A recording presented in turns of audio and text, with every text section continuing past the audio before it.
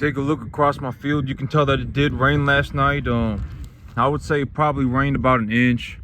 My field's not flooded or anything, and so it didn't rain too bad. But this animal right here, if you take a look at this animal right here, this is one of the animals that will likely be going to market here in about 3 weeks. So her and the animal next to her and the animal next to her, they're all about the same size. But animals that are this size right now are probably going to market here in about 3 weeks. And I would say that right now they're probably sitting at about maybe 5.5, 6. And so it may be a little bit longer. It don't really matter to me. I'm just gonna be honest. I've said this repeatedly in the past. Whether I have 30 animals, I have 40 animals, I have 50 animals, I have 60 animals, I have 70 animals, it don't matter to me. It's gonna cost me $500, $700 a month under any circumstance. For me to grow all, I've said all this repeatedly, right? I'm not focused on saving $100. If it costs me $500 to do my best work, if it costs me $500 a month to do the absolute best that I can, I'm gonna focus on doing the absolute best that I can. I'm not gonna sit around and go, oh my God, you know what my life goal is? My life goal is to save $100. I'm not gonna do that, right? And all of this stuff, I've already said this repeatedly too. You can throw my soul into hell for infinity and beyond. If I am lying to you about the price of fertilizer or the amount of fertilizer that I put on my grass or whatever it may be, you can just, I give you permission to kick me off of the tallest bridge in the world, right? I mean, legitimately, I give you permission. If I'm lying to you about the cost of fertilizer, I pay like $550, $600 for a ton of fertilizer. I probably put so the reason that I put on the fertilizer, I'm gonna talk about grass as much as I can right now, because it's beginning to turn into time where I can the window of opportunity for planting a spring crop is about to open. It's a little bit too early. Here in about 3 days on Monday, it's gonna drop to about 40. And so one of the things about planting a spring crop is that if you plant a spring grass, a warm season grass, and that warm season grass starts to come in, if the temperature takes a dip to like 45, 40, even 50, it could stunt the grass very drastically. It could make the grass stop growing for like a week. It could delay germination. You could have all sorts of issues with it. And so I'm not going to plow up a field like this field right now. The grass may be starting to seed out, and it may be starting to get into that early flowering developmental stage. But even when the grass is at an early flowering developmental stage, I can still kind of fiddle fart around with the digestibility and the protein of the grass and the energy concentration of the grass by fertilizing the grass, right? If I want to increase the digestibility, if I want to increase the protein, I still, even though the grass is starting to be at an early flowering stage of development, I can still increase those numbers. I can still increase the feed qualities of the grass via fertilizer.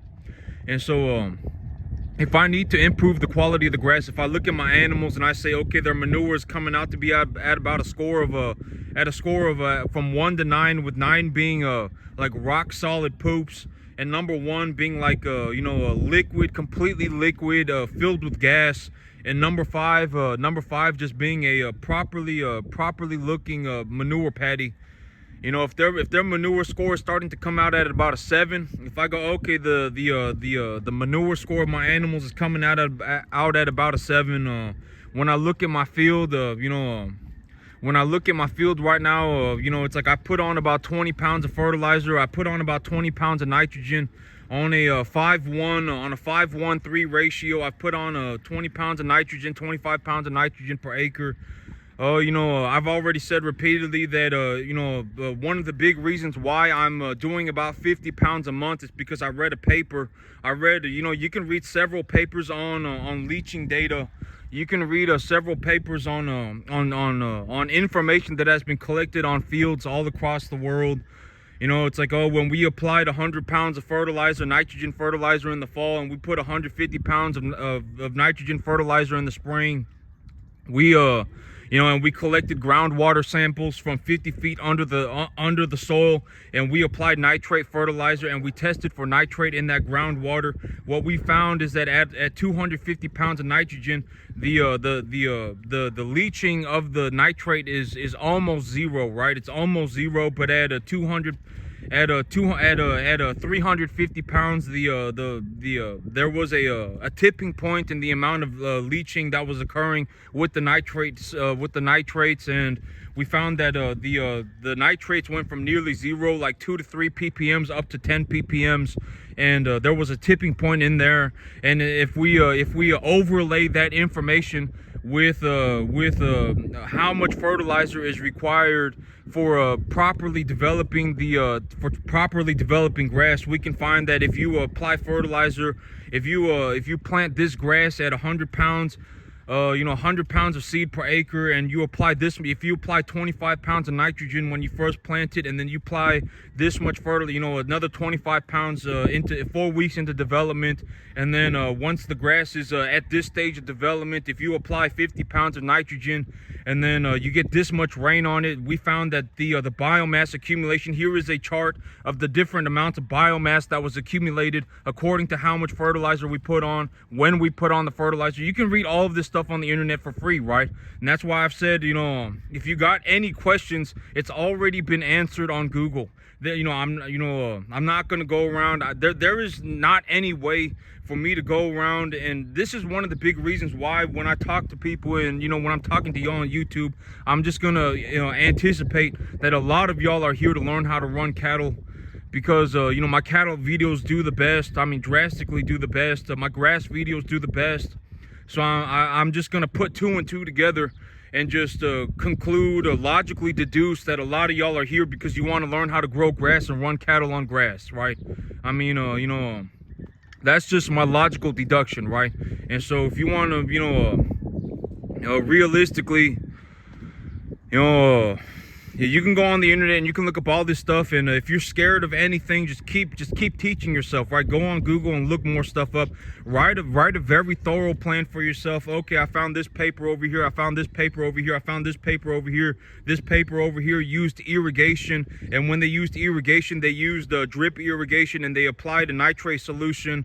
They mixed a nitrate solution into their irrigation solution and applied the irrigation solution at this rate, and then we got another paper over here that's using the natural. They said over the 5 months that we grew this crop, there was this much rain over every single month. And we applied this much fertilizer. We got a chart. We applied this much fertilizer, this much fertilizer, this much fertilizer, this much, and then at this stage of development, we applied this much, whatever it may be. And then 1 month later, and when the grass went into a late vegetative, early flowering stage, we confirmed for flag leaves. We walked around the field. You can take a look at the experimental procedure. We walked around the field. We checked the plants for flag leaves, and when 80% of the flag leaves in a 10 by 10 foot square had we scanned a 10 by 10 10 foot by 10 foot square piece of land, and we confirmed that, or we confirmed in a 2 by 2, whatever it may be, that there was 80% of the grass had begun to develop a flag leaf. And so we concluded that according to this sample set, that 80% of the field was now in a late vegetative state. And the temperature was this, the grass had accumulated this much growing day degree hours, and we applied this much fertilizer when the grass was at this stage of development. We applied this much fertilizer, we got this much rain. After a certain, whatever, you can read all of this stuff on the internet for free, right? I'm not the only person out here saying this stuff. It's there are tens of thousands of papers. You could legitimately go on the internet and read this stuff for free all day if you felt like it. And you could just write down your plan. You can make a plan for yourself, and then you can just get after it, right? I mean, it's that simple. It will legitimately take you one day. When I started, nobody told me that this was even possible. I took it upon myself to do it. And and this is what I found that worked for me, right? This is, and this is not like a schoolroom, I'm not telling you stuff that it's like pie in the sky theory type stuff. I'm legitimately telling you what I'm doing every single day, right? Every single day. And this is what I'm doing, and I make a boatload of money. I make a lot of money. You know, I probably make, objectively, I make more money on my 10 acres than most people do, than like 95% of the population that is farming 100 acres. I make more money on my 10-acre field. I mean, objectively. I mean, and here's the thing, right?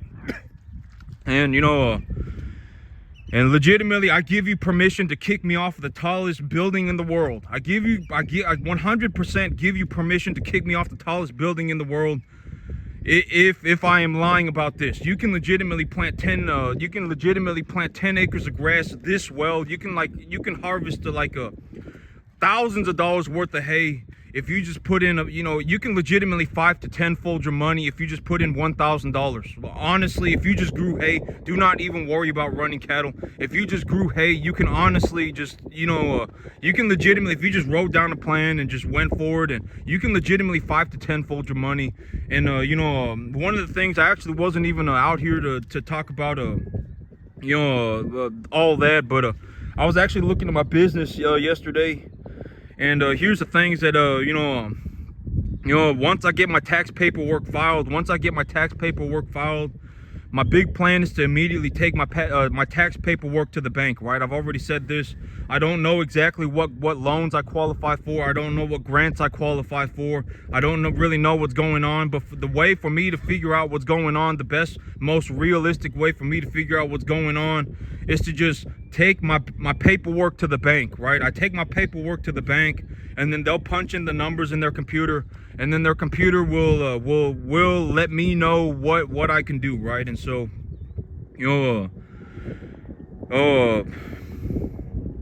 so when it comes to business, right? Okay, when it comes to business, you have to understand that everybody does not make it. Almost nobody makes it. If you really take a look at any aspect of the market, I mean, it may be 0.00001% of people who actually make it. And a very realistic way for you to see this in reality, beyond business, is to look at sports. Because, it does not matter what aspect of the market you're looking at, but look at sports, right? How many football players are there in the world? How many soccer players are there in the world? How many basketball players are there in the world? And how many of them actually get to a point where they make so much money that they can do whatever they want? Almost nobody, right? Even when you get to the very, very top, you even end up with people who legitimately ruin their lives. They will make money, and then they will ruin their lives. They will over the next several years, they will become poor again, right? And that's what I've been saying too. It's like money does not solve people's problems. If you have problems and you make money, you could very well end up just ruining your life with more money. And so, but a very realistic way to look at the world, if you want to talk about just anything in terms of a broader reality, is to look at sports. Look at sports. How many soccer players are there? I mean, you got soccer players in college, you got soccer players in high school, you got soccer players in the minor leagues, you got soccer players who just flat out didn't make it. I mean, you got whatever it may be, right? And how many of them actually get to a point where they are legitimately doing so well for themselves that they can do whatever they want to a reasonable degree, right? Almost nobody. And it's the same way with farming. It's the same way with business. It's the same way with everything. You have to understand that almost nobody makes it. Almost nobody makes it. That's why I'm like, when you listen to what I do on my farm, it's like, oh my God, why, this is some extreme high level farming, right? Why is this occurring? Because these are the results that I get, right? I mean, I objectively more than likely make more money on my 10-acre field than most people, like 95% of people make on 100 acres. Honestly, there are even people out there who will farm 10,000 acres and still lose money. And it's like, at that point, it's like, why even go through the time and effort? Well, it's like hindsight, right? But I mean, it's like, in all honesty, in terms of a business person like me, if I legitimately was sitting there and going over my business plan, here's a very good realistic way, because over the last there were a couple months ago, I did lose 30 grand, right? But here's a very good way to put it. I mean, maybe it's this way for other people, and I don't know, but maybe this will be of use for other people. When I lost 30 grand I lost 30 grand when I had 90 grand. I had $90,000 and I lost 30. So it's, you got to understand that you got to put things into perspective, right? I had done very well for myself. And,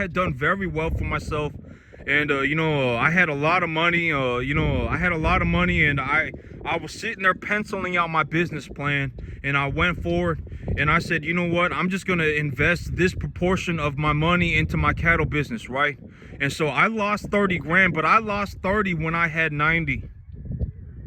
And so, it's like, if you're going to put yourself in a situation where you are legitimately going to put everything at risk, I would just not do it. Honestly, I would just sit down, take a deep breath, and just rethink your business plan, or rethink whatever it is you are thinking about. Maybe it's not a good idea to go and farm the 10,000 acres, right? Maybe you should, think about something else. Don't,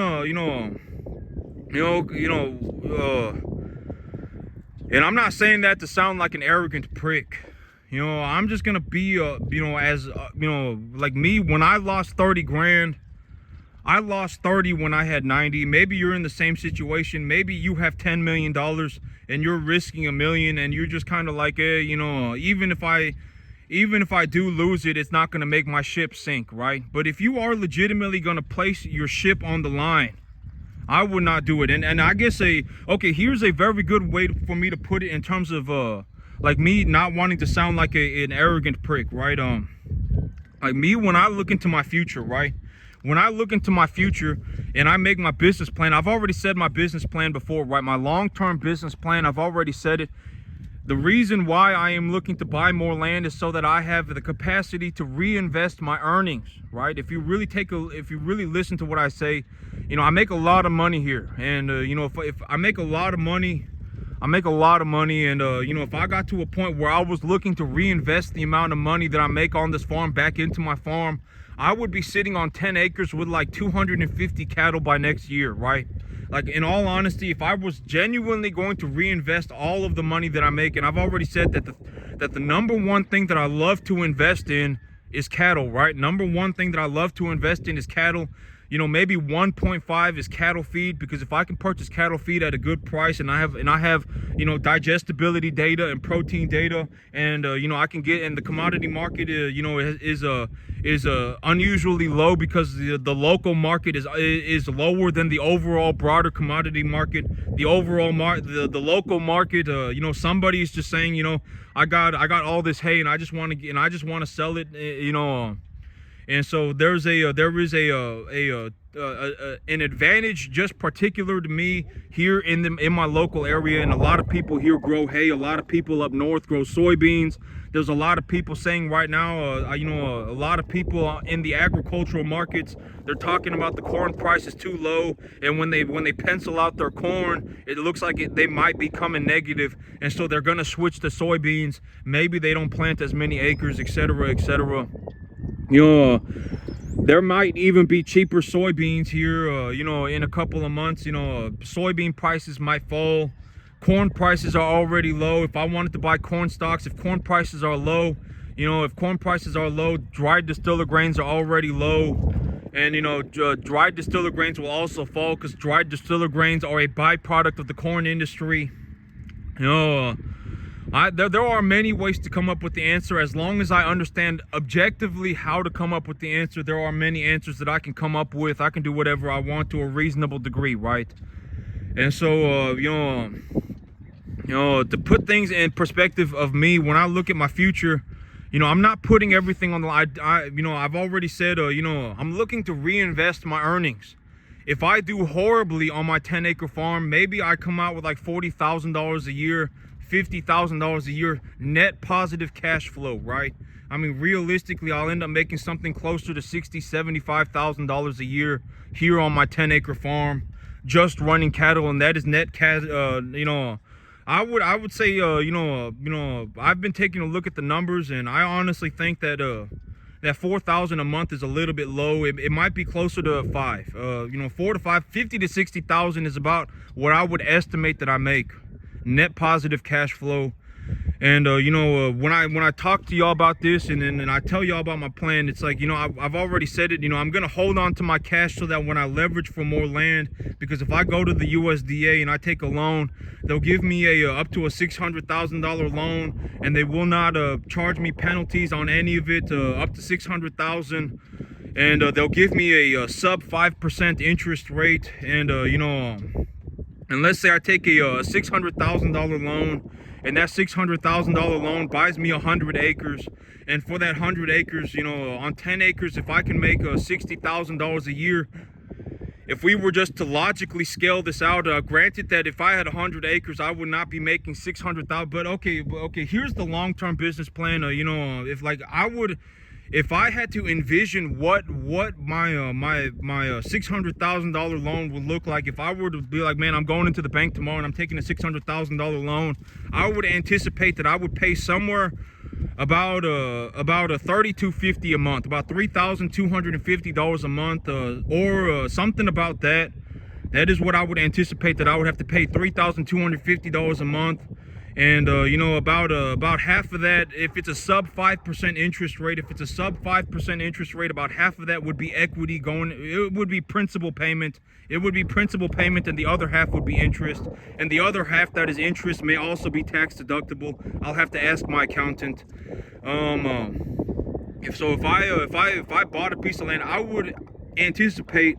Okay, so like right now I'm making about $4,500 a month. I'm holding on to the money that I make. I'm holding on to the money that I make because I figure that if I have enough money in my bank account to pay 10 months on my future property. So if I anticipate that it's going to cost me $3,250 and I have $32,500 in my bank account, then I have 10 months of monthly payments of debt expense, of debt service payments that I can pay right out the gate, right? I have 10 months of debt service payments that I can pay right out the gate, and I will still be cash flowing on this property, right? And so I will still be making money on this property, and I will have a reserve that is set so that if I were to make $0, let's say for whatever moronic reason that I could come up with, right? This is what I mean by a lot of things that are, it's like, why dig yourself into a hole? The chances of somebody absolutely failing are zero. I mean, I do not believe in failure, right? That's what I've said. Failure does not really exist in real life. If I want to take the test 100 times, then I will, right? If I want to try again, if I want to just try if I want to try 15 hours a day, if I want to try 20 hours a day in real life, nobody's stopping me, right? I mean, it's not like, you got a 5, and so now you're not doing it. If I got a 5 and I want to try again, in real life, nobody's stopping me. Nobody's going to pull me into a room and be like, oh, we're concerned for you. Why did you score a 5? Oh my God, I can't believe you scored a 5, right? Nobody's going to do that. If I want to try again, then I will. I can make whatever, within a reasonable degree, I can make whatever decision I want within a reasonable boundary. And so, if I have $32,500 put away in my bank account, and then I would estimate that would get me about 10 months into if I took a $600,000 loan, that would cover my debt service for about 10 months, and I would still have positive cash flow on this field. If I needed to, I could utilize this field to pay for my new field until my new field was able to pay for itself, right? Ultimately, it's like what reason do I have to believe that I am going to go from farming 10 acres and making a boatload of money to going to 100 acres and not making any money and losing money, right? That's ridiculous, right? Why would I even think about that? That's ridiculous. I've already said that my big idea is to reinvest my earnings. I'm not going to go to the bank and I'm not going to leverage myself to the eyeballs to buy cattle for my new field, right? I'm not going to go to the bank. I'm not going to be like, oh, now that I have a $600,000 loan, now that I got here, I'm just going to do whatever I want. I'm just going to abandon my plan. The plan, it turns out I didn't need a plan. I can just go walking straight off into La La Land. I'm not going to do that, right? I mean, if I showed up on my field and I had a plan, I would stick to the plan. And if I was going to change my plan, I would sit down and take a very good look at it and figure out, why am I going to change my plan, right? I mean, that would be the big idea, right? And so if I got to my new field, I would still have this field. This field would still be cash flowing, would still be net positive cash flow, and I would still have enough money in reserves to pay for 10 months of debt service on my new land. And realistically, if I got to my new land and it was about 100 acres, you know, realistically, I would probably start off farming about 30 of it, right? I would farm 30 of it and I would grow hay on 70 acres. I would farm 30 of it. I would fence it up 15 acres, 15 acre, 15 acre. And then I would grow hay on the 70 acres.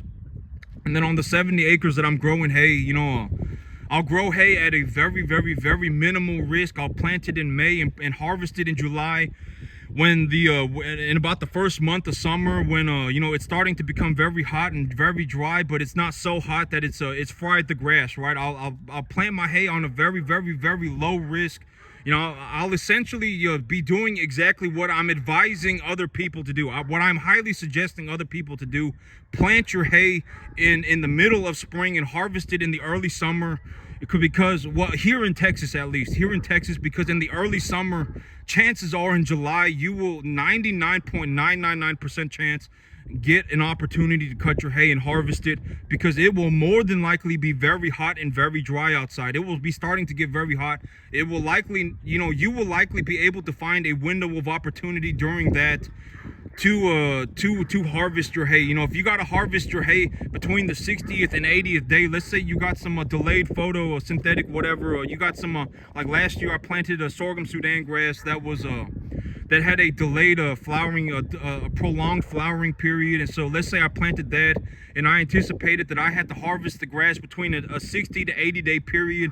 Well, I would make sure that that 60 to 80 day period landed in the beginning of summer, right? Because if it landed in the beginning of summer, I now have a 3-week opportunity to chop my hay and harvest it.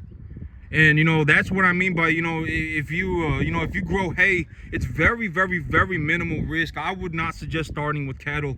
If you grew hay, I mean, I honestly, I give you permission. If I'm lying about this, I give you permission to kick me off the tallest bridge in the world, tallest building in the world, and you can kick me right off of it. I promise. I swear it on my life. You can go and look it up on the internet for yourself. What is the price of urea per ton?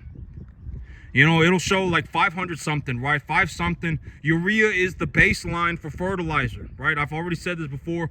You know, if the price of urea is going up, the price of practically everything, most of the time, you can utilize urea as the baseline for fertilizer, and you can utilize corn as the baseline for cattle feed, right? I've said this repeatedly before, and I will say it until the day that I die, because objectively, it is going to put you in the right direction. Is it 100% correct? No. But will it put you objectively in the correct direction? Yes. More than likely. I mean, even if you're 25% off, it won't matter. It's not like you're gonna wake up one day and be like, oh my God, the price of urea went sideways. You know, the price of urea has been $550 for the last year, and all of a sudden the price of phosphate, you know, skyrocketed to $2,000 a ton, right? I mean, could there be a one in like a, you know, could there be a possibility of that happening? Yes. But if you are worried about that, you're wasting your time, because the chances of that happening are so minusculely small. And even if it doesn't happen, it will not be what makes or breaks you. I mean, if you, you know, if the price of phosphate is going to go up, the price of urea is also probably going to go up. I mean, you know, if you just kept your eyes on urea is a very good baseline indicator for what is happening with the broader fertilizer market. And so when you're like I think that if y'all really take a look at like my plans and the things that, you know, I do in real life, you would find that the things that I do are practically minimal risk, right? They're practically zero risk. And this is one thing that I'm trying to show to people, is that a lot of times the things that you're scared of do not exist. The fear, the whatever, it does not exist. You're scared of nothing, and you're hiding in the tall grass, and it's not going to get you anywhere. I mean, you are not safe in the tall grass if you, you know. I'm also not saying that you should just go running off into the jungle, because if you go running off into the jungle and you don't know exactly what you're doing, I mean, you know, a freaking, you know, whatever, right? I mean, you could get stuck in quicksand. I mean, you know, whatever it may be, you know. I'm not saying that you should be so worried about that. Just start walking through, and as you walk through, you'll see what's going on, and be aware of your environment, and just take a look at what's going on, and be objectively. Do not get so captivated or so encapsulated in your own mind that you are not able to see reality for what it is, right? And if you take a look at my plans, it's like, oh, I had 90 grand and I lost 30, right? That's what, what kind of risk is there? Am I going to walk off into the sunset because I saved 30 grand? No, right? I mean, honestly not. I mean, I had 90 grand and I lost 30, right? I mean, it's not, I'm not, I was more devastated by losing the cattle than I was by losing the money. I've said that repeatedly as well. I was more devastated by losing the cattle than the money. The money, it was very far secondary to me. I mean, I was more devastated by losing the cattle than I was losing the money. I'm not going to walk off into the sunset because I got an extra 30 grand. And if I had made 90 grand, I had sold my animals, made like 90 grand, 75 grand, and I lost 30, right? It's not the end of the world. The risk does not really exist, right? It just does not really exist. And so, and even if you take a look into my future planning, look at the future planning that I have, right? Look at my future planning. I'm not really at risk for anything. I'm more at risk of not doing it than, becoming a nobody by not doing it than I am at actually doing it, right? I mean, if I make $5,000 a month here, if I make $4,000 a month here, and my new property is going to cost me $3,250 a month, and I have $35,000 put away in the bank, I already have 10 months of debt expense that I can pay for my new field. I'm still cash flowing on this field, and my new field will produce an income. Like, I'm not going to go from making money on this field to not making any money on a 100-acre field. You see what I'm saying? I'm going to make money. It does not. I've already said this. Farming makes me a boatload of money. YouTube does not make me anything. People's opinions do not make me anything. YouTube does not make me anything. All of my money comes directly from the cattle business.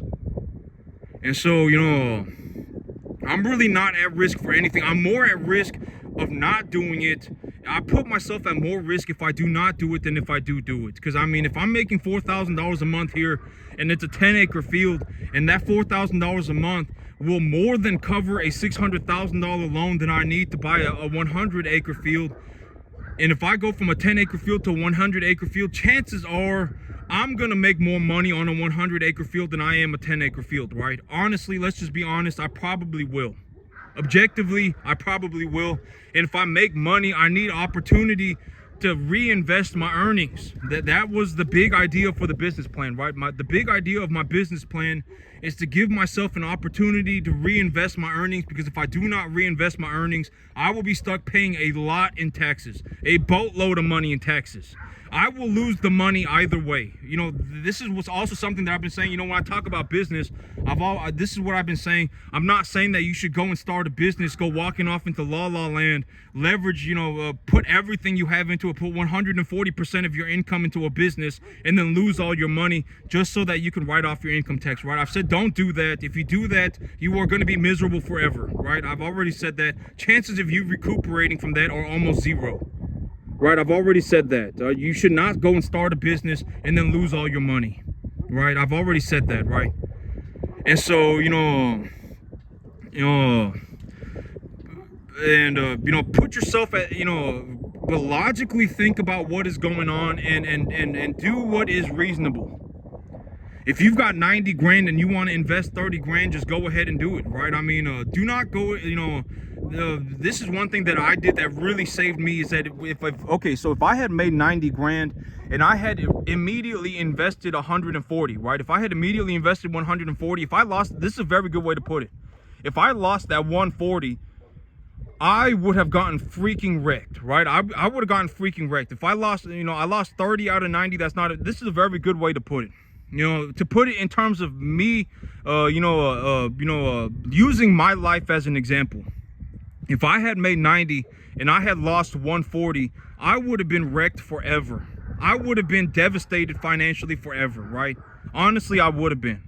But if I made 90 and I lost 30, and that's why I'm saying that the money was almost negligible to the amount of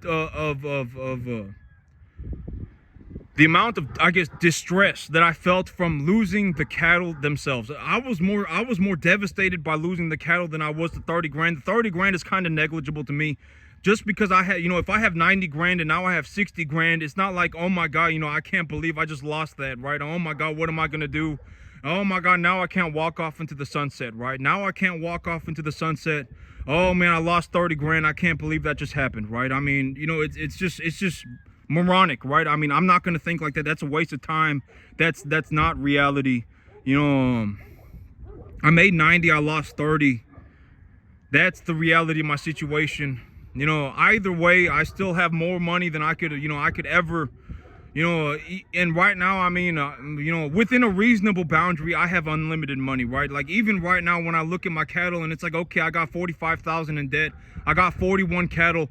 I got enough grass to, I'm growing enough grass to feed, 100 animals to obesity.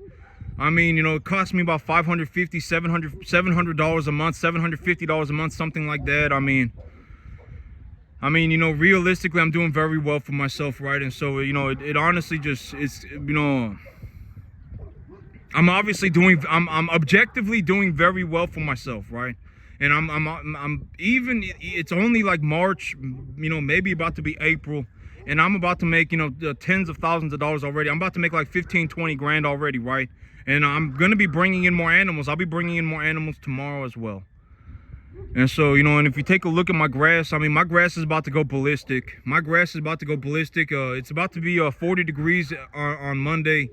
And if it's 40 degrees, it's too cold. It's too cold for me to, I can't grow any summer or spring crop when it's 40 degrees outside, because it will just stunt the grass. And so, yeah. I'm doing very well for myself. Here pretty soon, I'll be going to the bank. And yeah, that's it for me today, YouTube. Y'all have a good one.